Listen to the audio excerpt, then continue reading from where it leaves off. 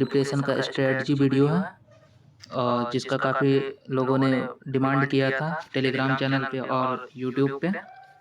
तो ये मैं लाया हूँ अपना प्रिपरेशन स्ट्रेटजी, किस तरीके से 70th बीपीएससी का एनालिसिस करके कौन कौन से सोर्स किस तरीके से उसको फॉलो करना है, साथ में ही आगे मैं किस तरीके से आपको हेल्प करूँगा होमवर्क सीरीज़ और डेली वीकली वर्क सीरीज़ करके।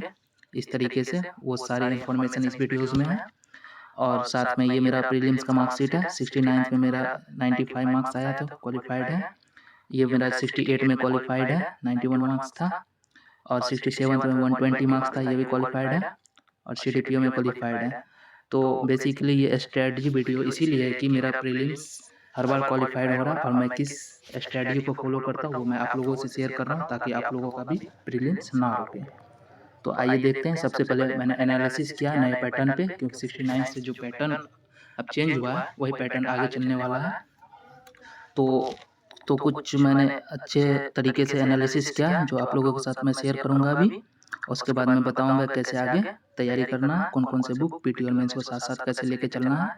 फिर उसके बाद मैं आप लोगों के लिए किस प्रकार से आगे प्रिपरेशन गाइडेंस लाऊंगा, वो भी चीज़ें हैं टेलीग्राम के थ्रू और यूट्यूब के थ्रू। ठीक है, तो शुरू करते हैं। सबसे पहले मैंने एनालिसिस किया 69th बीपीएससी का, जिसपे कि कट ऑफ 91 गया हुआ है। 69 बीपीएससी का प्रीलिम्स का मार्कशीट मैंने कट ऑफ एनालिसिस किया। तो इसमें मैंने पाया मेरे बहुत से फ्रेंड और बहुत से लोगों ने एग्ज़ाम दिया था, उन लोगों के मार्कशीट से उनके अटेम्प्ट से मुझे पता चला इस तरीके से 3 कैटेगरीज में मैं बांटा हूँ। एक एवरेज स्टूडेंट जो सीरियस थे, और ऐसे स्टूडेंट जो अनऑर्डिनरी, मैंने इसको बोला क्योंकि ये रिजल्ट गिवर्स हैं। तो रिजल्ट गिवर्स दो टाइप के स्टूडेंट है, एक एवरेज स्टूडेंट जो सीरियस हैं और अनऑर्डिनरी स्टूडेंट जो कि थोड़े इंटेलिजेंट टाइप होते हैं, जो कुछ ज़्यादा ही पढ़े हुए होते हैं, उनको कुछ एडवांटेज होता है। तो बेसिकली उनका जो रिजल्ट हुआ है, इन दोनों का रिजल्ट हुआ, बट इसका रिजल्ट बॉर्डर पे रहा, किसी का हुआ किसी का नहीं हुआ, बट इसका रिजल्ट के लिए सोचना नहीं पड़ता, ये प्रीलिम्स देके आते हैं, इसका रिजल्ट हो जाता है। तो इसको मैंने रिजल्ट गिवर्स कहा। तो 3 कैटेगरी में बांटा। उन लोगों का क्या अप्रोच रहता है एग्जाम में? एवरेज स्टूडेंट क्या करते हैं कि जो इस बार पूछा गया था एग्जाम में उसको मैंने बांटा। मैथ और रीजनिंग से क्वेश्चन, थोड़े टफ क्वेश्चन पूछे गए थे 10 में, वो 3 क्वेश्चन सही कर लेते हैं। मैं ये एकदम लिस्ट उसका मैं ले रहा हूँ सबसे कम। आप लोग सोच सकते हैं एवरेज स्टूडेंट किस प्रकार से, जो कि नॉर्मली बस पढ़ते हैं, उतना सीरियस होकर नहीं पढ़ते हैं, बस पढ़ाई करते हैं, ठीक ठाक स्टूडेंट होते हैं। तो 3 सही कर लेते हैं, 3-4, तो 3 मैंने माना। और ये 5 सही करते हैं जो थोड़े सीरियस होते हैं, और ये थोड़े 8 सही कर लेते हैं। ठीक है, इनको थोड़ा एडवांटेज होता है, उसका बैकग्राउंड का हो सकता है बीटेक बैकग्राउंड हो या साइंस बैकग्राउंड हो, मैथ बैकग्राउंड हो, तो हो जाता है। ठीक है, फिर इकोनॉमिक्स से बजट का क्वेश्चन थोड़ा टफ था, तो इसमें एवरेज स्टूडेंट को मैं मान के चलता हूँ 1 सही किए होंगे, बहुत ही। 2 थोड़े अच्छे जो सीरियस स्टूडेंट है 2 सही किए, ये लोग 4 किए होंगे, थोड़ा अपने एनालिटिकल से और थोड़ा एलिमिनेट कर करके 4 सही कर सकते हैं ये लोग। ठीक है, अब पॉलिटी वाले जो सेक्शन में है, ये लोग बहुत ही इजी क्वेश्चन पॉलिटी से था, फिर भी 6 ही मानते हैं एवरेज स्टूडेंट, जो मिस्टेक कर जाते हैं, कभी गलत कर जाते हैं कुछ भी। ये लोग 8 सही किए, 12 वैसे पूछा गया था पॉलिटी, और ये लोग 9 कर सकते हैं सही। तो ज्योग्राफी में सेम देखा जाए तो 10 बहुत ही कम है, 22 में ये 13 और ये 15। ठीक है, ज्योग्राफी थोड़ा मॉडरेट टू हार्ड पूछा गया था इसीलिए। तो एवरेज स्टूडेंट जो नॉर्मली इधर उधर पढ़ते हैं, हर एक चीज़ का तैयारी करते हैं, उनकी मैं बात कर रहा हूँ, जो लोशन पढ़ लिए छोटा मोटा इधर उधर से कुछ कुछ, और ये थोड़ा सीरियस होते हैं, अच्छे अच्छे बुक्स फॉलो करते हैं उनके लिए, और ये थोड़े से स्मार्ट तरीके से पढ़ते हैं उनके लिए। तो हिस्ट्री में वही चीज़ें देखा जाए तो 25 ये लोग सही कर सकते हैं, क्वेश्चन हिस्ट्री का कंपेरेटिवली सबसे ईजी आया हुआ था, और 27 ये लोग और 29 ये लोग। तो इसी तरीके से साइंस में देखा जाए तो 10, 12, 14, करंट में 10 ये एवरेज स्टूडेंट सही किए होंगे, 15 ये लोग किए होंगे, थोड़े सीरियस स्टूडेंट, और जिनका रिजल्ट हुआ वो 17 किए होंगे सही। तो मिसलेनियस क्वेश्चन इस बार पूछा गया देखने को मिला, तो जैसे कि साइंस टेक से कुछ क्वेश्चन थे, कुछ क्वेश्चन योजना से थे, कुछ अलग अलग डिफरेंट टाइप यूनेस्को धरोहर से, ऐसे कुछ कुछ जीके टाइप क्वेश्चन थे, इसको मैंने मिसलेनियस माना है। लगभग 15-20 क्वेश्चन इससे पूछा गया था, तो इसमें 5 ये लोग सही कर सकते हैं, और 7 ये लोग, 9 ये लोग। तो इस प्रकार अगर एवरेज देखा जाए, ये लोग टोटल 70 मार्क्स गेन किए हैं। बहुत से ऐसे लोग होंगे जो 60 और 70 के बीच में मार्क्स लाए हैं, पर उनका रिजल्ट नहीं हुआ। तो इस प्रकार से स्टूडेंट है जो सब में थोड़ा-थोड़ा इतना सही किए हैं, और जिनका रिजल्ट हुआ है या कुछ कैटेगरीज़ में तो हो गया रिजल्ट, कुछ अच्छे कैटेगरीज़ में बॉयज़ सबका नहीं हुआ होगा, तो ये इसमें होंगे। 80 और 90 के बीच में वो उसका मार्क्स आया होगा। तो सीरियस तो हैं, एवरेज भी है, तो लेकिन वो रिजल्ट से थोड़ा-सा के लिए चूक गए, और इन लोगों का सबका रिजल्ट हुआ होगा, जो 95 और 90 प्लस और 105 के आसपास मार्क्स आपको देखने को मिल रहा होगा, जिनका भी आया होगा, वो सब रिजल्ट हो गया 69 पे। यानी कि हमारा क्या टारगेट होना चाहिए, इधर से इधर की ओर बढ़ना। रिजल्ट लाइज़ हियर, मतलब कि यहाँ से यहाँ पे रिजल्ट है आपका। आपको यहाँ पे आना है। अगर आप यहाँ पे हैं तो यहाँ आना, और यहाँ हैं तो यहाँ आना, यहाँ है तो यहाँ आना। आपको इधर से इधर जाना बेसिकली। तो ये मेरा एक एनालिसिस था 69th बीपीएससी को लेके स्टूडेंट वाइज। तो आप लोग अपना देख सकते हैं आप किस कैटेगरीज में आते हैं, इसमें आते हैं, इसमें आते हैं या इसमें आते हैं। अगर आप इसमें आते हैं तो इसमें, फिर इसमें जाइए। आप इसमें आते हैं तो इसमें जाने का ट्राई कीजिए। तो उन कैसे जाना वो चीज़ मैं आगे बताऊँगा। तो बेसिकली ये चीज़ें आपको क्लियर हो गया होगा। आपको अपना ये स्टैंड पता चल गया आप कहाँ पे स्टैंड कर रहे हो, ठीक है। अब नेक्स्ट एनालिसिस मेरा है कि जो मैंने क्वेश्चन पेपर देखा है, उसमें 150 में 60 क्वेश्चन ईज़ी क्वेश्चन थे, बिल्कुल ईज़ी, कि हूबहू क्वेश्चन कहीं न कहीं से पूछा गया था। बहुत ही सिंपल क्वेश्चन कि बुलेट प्रूफ के लिए कौन सा मटेरियल यूज़ होता है, जो कि डायरेक्ट घटनाचक्र इधर-उधर का क्वेश्चन होता है, वो 60 क्वेश्चन थे। अब मॉडरेट क्वेश्चन 40 थे, जिसमें कि थोड़ा-सा दिमाग लगाना था, लेकिन ज़्यादा मतलब कि हार्ड नहीं था, उसको भी आप सही कर सकते थे। 40-60 यानी 150 में 100 क्वेश्चन ऐसा था जिसको आप अटेम्प्ट लिए बिना रह नहीं सकते हैं। मतलब उसको अटेम्प्ट लेना ही होगा, क्योंकि आपके नज़र से वो क्वेश्चन गुजरा हुआ था, पढ़ा हुआ था। तो ये 100 क्वेश्चन हो गए। अब 50 क्वेश्चन जो थे वो हार्ड थे, वो हर एक सेक्शन से कुछ-कुछ क्वेश्चन हार्ड थे। हिस्ट्री में 4-5 क्वेश्चन हार्ड थे, ज्योग्राफी में 8-10 क्वेश्चन हार्ड थे, उस तरीके से 50 क्वेश्चन हार्ड थे, जिसको आप छोड़ भी सकते हैं, या उसमें आपके अगर कॉन्सेप्ट अच्छी है तो आप अटेम्प्ट ले सकते हैं, चांसेस हो सकते हैं सही होने के। तो इस तरीके से बाँटा गया था। तो हमें जो कोशिश करना है, ये 40 क्वेश्चन में मैक्सिमम 40 और 100 क्वेश्चन में मैक्सिमम हमको इसमें मार्क्स ऑब्टेन करना। इसमें एक्यूरेसी जितना ज़्यादा होगा, हमारा रिजल्ट के चांस उतने ज़्यादा बढ़ेंगे, और ये हमारे लिए बोनस का काम करना चाहिए। कट ऑफ से ऊपर, कट ऑफ हमें इन्हीं से क्लियर करना है, और साथ में इनका हमें यूज़ करके सेफ जोन में रहना है, ठीक है। हमारा स्ट्रेटजी हो गया, ईजी और मॉडरेट को नहीं बख्शना है, और हार्ड से हमें सेफ्टी लेना है, ठीक है। ऐसे क्वेश्चन, ठीक है। बेसिकली ये 69 बीपीएससी का जो एग्ज़ाम हुआ उसका ये एनालिसिस वीडियो है, ठीक है। अब नेक्स्ट है कि आप आगे 70th बीपीएससी को कैसे अप्रोच लेना है, ताकि आप लोगों का प्रीलिम्स ना रुके और मेंस के लिए भी अच्छा खासा तैयारी हो जाए। सबसे अच्छी बात है कि अब कैलेंडर एक तरह से जारी हो गया है, जो कि 30 सितंबर को होना है पीटी, और 3 से 7 जनवरी होना है आपका मेंस नेक्स्ट ईयर, ठीक है। तो बहुत 1 साल का लगभग टाइम है, और प्रीलिम्स आपका 9 से 10 महीना का टाइम है। तो काफ़ी अच्छा तैयारी हो सकता है अगर आप लोग अगर जीरो से भी शुरू करें, या आप एवरेज स्टूडेंट बेसिक से शुरू करें तो हो सकता है। तो अब कैसे लेना है अप्रोच, तो स्मार्टली हमको देखना है कि कहाँ से क्वेश्चन अधिक आ रहे हैं, उस पे ज़्यादा फोकस करेंगे। कहाँ से काम चल जा रहा है उसको फोकस करेंगे। सबसे ज़्यादा हमारा अधिक वेटेज हिस्ट्री का है। हिस्ट्री में मॉडर्न से लगभग 22 क्वेश्चन आते हैं। 22 क्वेश्चन को हमको अप्रोच कैसे लेना है, एस.के. पांडे एक बुक आती है मॉडर्न हिस्ट्री की, वो बहुत ही अच्छी बुक होती है प्रीलिम्स के लिए, साथ-साथ मेंस के लिए। मेंस में जो शॉर्ट क्वेश्चंस आ रहे हैं वो सिर्फ मॉडर्न से आ रहे हैं। तो मॉडर्न में जैसे नील विद्रोह आया था इस बार, 1858 के भारत शासन अधिनियम आया था, वो सब अब एस.के. पांडे पढ़ेंगे, थ्रोली यहाँ मैंने लिखा, मतलब मेंस में आपको काम आएगा। तो ये चीज़ें आपको मेंस में भी काम आएगी, और पीटी के लिए तो ये काम आएगा। तो मतलब एस.के. पांडे को थ्रोली पढ़ना मॉडर्न के लिए, घटना चक्र को भी पढ़ना है मॉडर्न के लिए, और एमसीक्यू मैक्सिमम सोर्सेज से आपको जितना सोर्स आपके पास अवेलेबल है, चाहे वो किसी कोचिंग का टेस्ट सीरीज का नोट्स हो, या आपके पास कोई ऐसा बुक हो जिसमें एमसीक्यूज हैं हिस्ट्री से, आप जितना लगा सकते हैं मॉडर्न का लगाइए। क्योंकि एमसीक्यू जब तक प्रैक्टिस नहीं करेंगे एग्जाम में एक्यूरेसी नहीं बढ़ेगी। एक्यूरेसी के लिए आपको एमसीक्यूज प्रैक्टिस करना, घटना चक्र प्रैक्टिस करना है, और एस.के. पांडे से आपको कॉन्सेप्ट बिल्ड करना है। इससे आपका मॉडर्न से एक भी क्वेश्चन गलत नहीं होगा, और मेंस के लिए भी आपका तैयार हो जाएगा।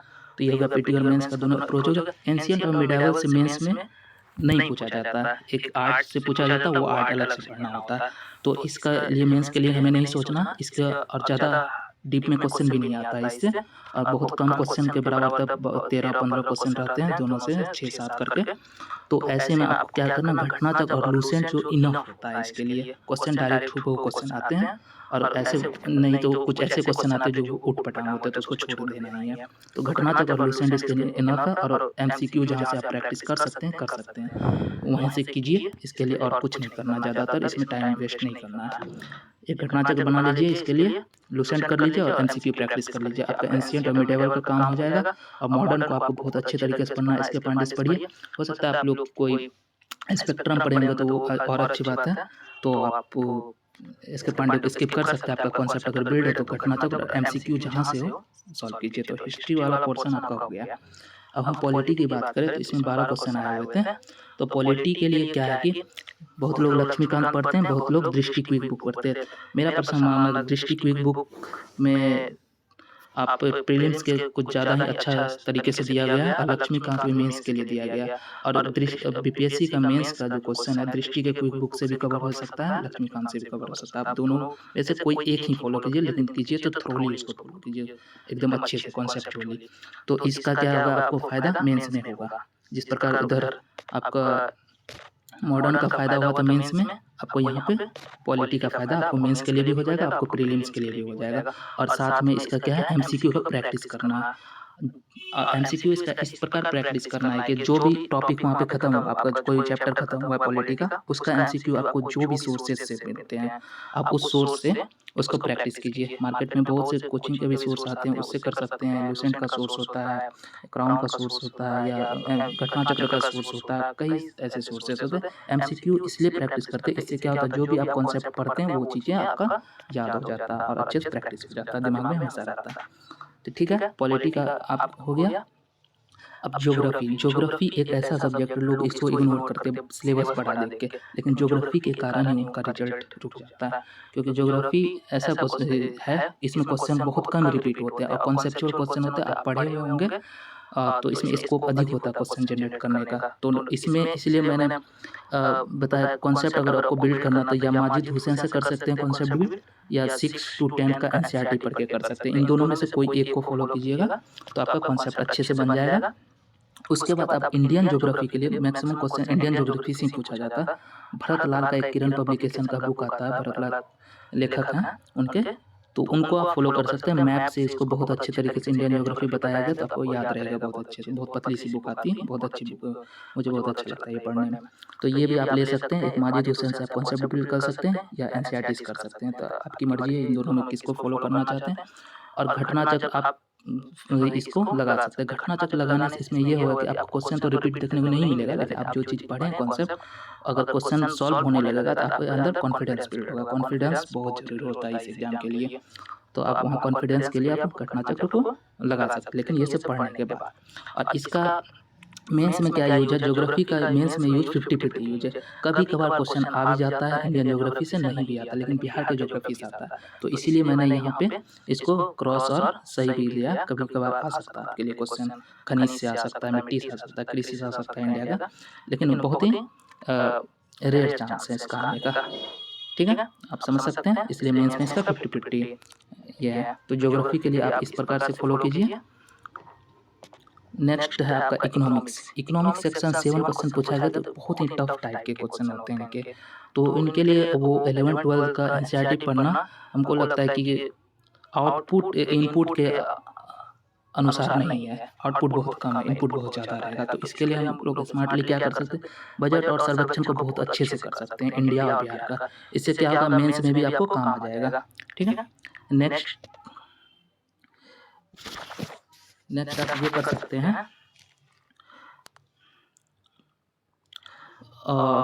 कुछ बेसिक टर्मिनोलॉजी होती है लूसेंट से आप उसको क्लियर कर सकते हैं कि मुद्रास्फीति ये सब जो कभी कभी पूछ लिया जाता है, तो वो चीज़ें आपको लूसेंट से क्लियर हो जाएगा। 5 ईयर प्लान्स जो है उससे कभी कभी क्वेश्चन आते हैं, तो वो चीज़ें आप लूसेंट से कर लीजिए। आप बजट सर्वेक्षण से करेंगे तो आपका ये मेंस के लिए भी कवर हो जाएगा। मंथली मैगजीन अगर पॉसिबल है, अगर आप फॉलो करते हैं तो बहुत अच्छी बात है, नहीं तो आप कीजिएगा तो उसमें इकोनॉमिक वाला पार्ट जो है कर सकते हैं। तो प्रतियोगिता दर्पण का कर सकते हैं, विजन का कर सकते हैं, दृष्टि कर सकते हैं, क्रॉनिकल का कर सकते हैं, किसी का एक का करिए, मंथली मैगजीन हो या ईयरली मैगजीन हो। उससे क्या होगा कि इकोनॉमिक वाला पार्ट आपका बहुत अच्छा से कवर हो जाएगा। ठीक है, तो आपको ये फॉलो करना, इसमें और कुछ नहीं करना इकोनॉमिक्स के लिए। और साइंस के लिए क्या करना, 24 क्वेश्चन देखने को मिला है लगभग, तो इसके लिए 9th और 10th का एनसीईआरटी मोर देन इनफ होता है कॉन्सेप्ट बिल्ड करने के लिए। थ्रोली इसको पढ़ना होगा, लेकिन क्योंकि आजकल साइंस डायरेक्ट नहीं पूछा जा रहा, थोड़ा घुमा के मतलब क्वेश्चन अच्छे से कि तो कम से कम अंडरस्टैंडिंग होनी चाहिए। अंडरस्टैंडिंग के लिए 9th-10th का बुक इनफ होता है साइंस का। अगर वो नहीं कर सकते हैं तो दृष्टि का क्विक बुक आता है एक साइंस के लिए, वो भी मोर देन इनफ होता है कॉन्सेप्ट के लिए, जिससे कि ये प्रीलिम्स का एग्जामिनेशन आपका निकल जाएगा। तो मेंस में तो इसका कोई काम ही नहीं है। प्रीलिम्स के लिए 9 to 10 का एनसीईआरटी या नहीं तो दृष्टि क्विक बुक थ्रोली फॉलो कर लीजिए कॉन्सेप्ट बिल्ड के लिए।